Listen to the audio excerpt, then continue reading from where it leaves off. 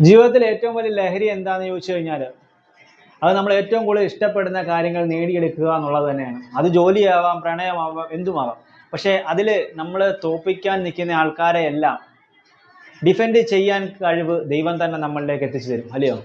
അതിൽ ഏറ്റവും നല്ല പാഷനേറ്റ് ആയിട്ട് എന്തൊരു കാര്യം ചെയ്യുമ്പോഴും അതിനേക്കാട്ടിൽ മേളിൽ വേറൊരാൾക്ക് ചെയ്യാൻ പറ്റാത്ത സാഹചര്യം നമ്മൾ തന്നെ നമ്മുടെ ഉള്ളിൽ ഉണ്ടാക്കിയെടുത്തു കഴിഞ്ഞാൽ എല്ലാത്തിനും ജയം നമുക്കുണ്ടാവും.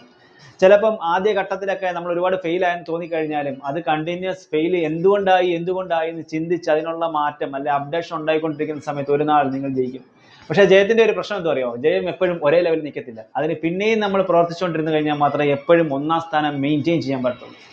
മെയിൻറ്റെയിനിങ് ആണ് ഈ ലോകത്തേക്കും വെച്ച് ഏറ്റവും പ്രശ്നമുള്ള കാര്യം, അല്ലെന്നുണ്ടെങ്കിൽ ഏറ്റവും ദുസ്സഹമായിട്ടുള്ള കാര്യം. നമുക്ക് പലപ്പോഴും ഒന്നാം സ്ഥാനത്ത് എത്തുന്ന എല്ലാവർക്കും എന്നും ഒന്നാം സ്ഥാനത്ത് എത്താൻ പറ്റത്തില്ലെന്നതാണ്.